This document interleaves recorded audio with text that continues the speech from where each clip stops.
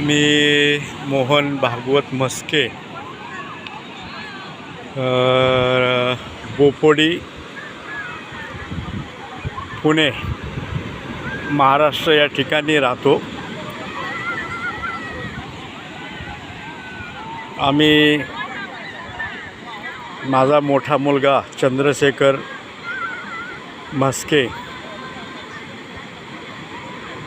त्याचे मिसेस वर्षा मस्के, मुलगा अभिउदय चंद्रशेखर मस्के, माझे मिसेस शशिकला मस्के. आम्ही महाराष्ट्रातून अंदमान निकोबार या ठिकाणी निसर्गाचा आनंद लुटण्यासाठी आलो आहे. या ठिकाणी आल्यानंतर खरोखर महाराष्ट्रामध्ये असं नैसर्गिक सौंदर्य त्या ठिकाणच्या मनुष्य प्राण्यांनीच संपवलं आहे असं मला वाटतं आहे. आणि इतर आपल्या भारतातील इतर ठिकाणी असे ज्याला म्हणतो आपण स्वर्ग, अशी परिस्थिती म्हणजे असं वातावरण आणि असा निसर्ग त्या ठिकाणी आहे. आणि तसाच निसर्ग आपल्या भारतातल्या ह्या अंदमान निकोबार या ठिकाणी ऐतिहासिक ठिकाणी, कारण या ठिकाणची सेल्युलर जेल आहे. या जेलमध्ये स्वातंत्र्यवीर सावरकर हे होते आणि अनेक आपले स्वतंत्र सैनिक या जेलमध्ये होते, इंग्रजाच्या जेलमध्ये होते स्वातंत्र्यपूर्व काळामध्ये. आणि ह्याला ऐतिहासिक एक वारसा आहे अंदमान निकोबारला. आणि खरोखर परंतु इकडचं जे हवामान वातावरण आहे ते खूप छान आहे, सुंदर आहे. आणि ह्या सर्व निसर्गाच्या आनंदाचा लाभ घेण्यासाठी भारतातल्या आणि भारताबाहेरील सुद्धा इतर सर्व माणसं म्हणजे नागरिक, लोक, लहान मोठे, वयोवृद्ध सगळ्या प्रकारचे लोक या ठिकाणी आपला आनंद घेण्यासाठी येतात. आणि आलेले त्याचप्रमाणे आम्हीसुद्धा आलो आहे. आम्ही आल्याच्यानंतर खरोखर आम्हाला असं वाटायला लागलं आहे की स्वर्ग कशाला म्हणतात, तो भारतातच स्वर्ग आहे. आपण इतर कुठं शोधायची त्याला गरज नाही, भारतातच आहे आणि विविध ठिकाणी आहे. आणि ज्या ठिकाणी आपल्याला महाराष्ट्रामधला जो म्हणजे एकूणच नैसर्गिक जो वातावरण आहे तिथलं ते संपवण्याला कारणीभूत तिथला सगळं धनदांडगा माणूस, ज्याला हाव मोठ्या मोठ्या गगनचुंबी बिल्डिंगी बांधण्याचा, सिमेंट काँक्रीटचे जंगलं उभे करून सर्व निसर्गाची हानी केलेले लोक आहेत त्या ठिकाणी असं मला वाटतं.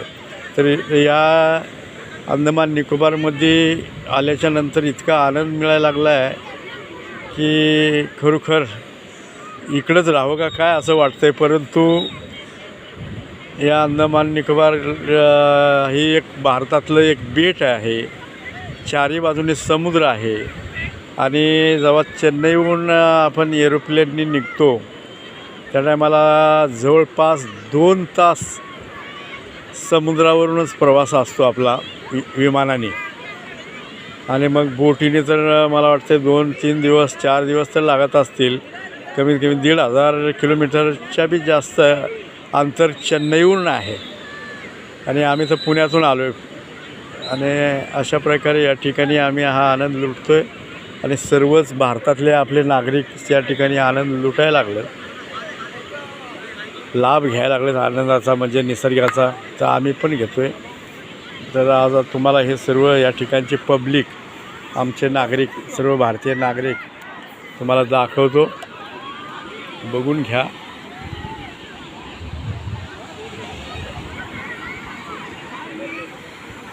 अभिउदय समोरचा कॅमेरा सुरू कर जरा. समोरचा कॅमेरा सुरू कर.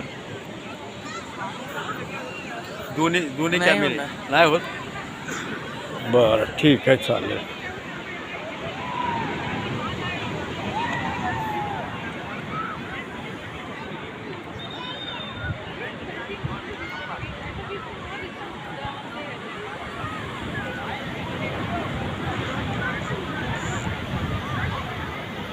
हे सर्व भारतातले आपले भारतीय नागरिक आहेत.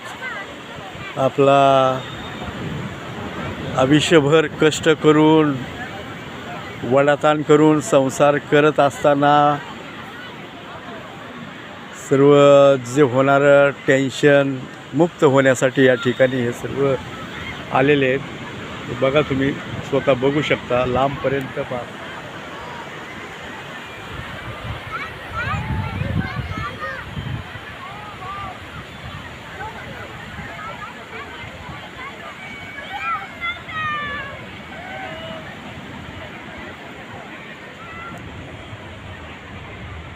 आ, 2 किलोमीटरपर्यंत सर्व हा भाग सर्व लोकांनी फुल भरलेला आहे आणि खरोखर चांगलं वातावरण आहे या ठिकाणी. आणि या ठिकाणचे माणसं देखील खूप म्हणजे खूप इथं म्हणजे मान सन्मानाने आपल्याला वागणूक देतात. इथल्या खरंच मला एक नवलच वाटतं. इथले लोकंसुद्धा खूप मानासन्मानाने आपल्याला वागवतात. इथले जे आपली सेवा देणारे लोक आहेत, गाडीतून आणून नेऊन सोडणारे ड्रायव्हर म्हणा, इतर सर्व नागरिक म्हणा, खूप मानासन्मानाने आपल्याला या ठिकाणी वागवतात आणि चांगली वागणूक देतात. हे पण एक सगळ्यात महत्त्वाची गोष्ट आहे. कारण तशी परिस्थिती इतर ठिकाणी नाही. इतर ठिकाणी जो तो स्वतःला म्हणजे एक दुसऱ्यापेक्षा वरचढ आणि मोठं समजणाराच माणूस दिसतो. पण या ठिकाणी असं नाही. सर्वांना मान सन्मानाने वागवतात ह्या लोक. म्हणून या ठिकाणी सर्व खरोखर यावं सर्वांनी आणि आपल्या ह्या निसर्गाचा आनंद घ्यावा. एवढंच मी या ठिकाणी आपल्याला सर्वांना आव्हान करतो.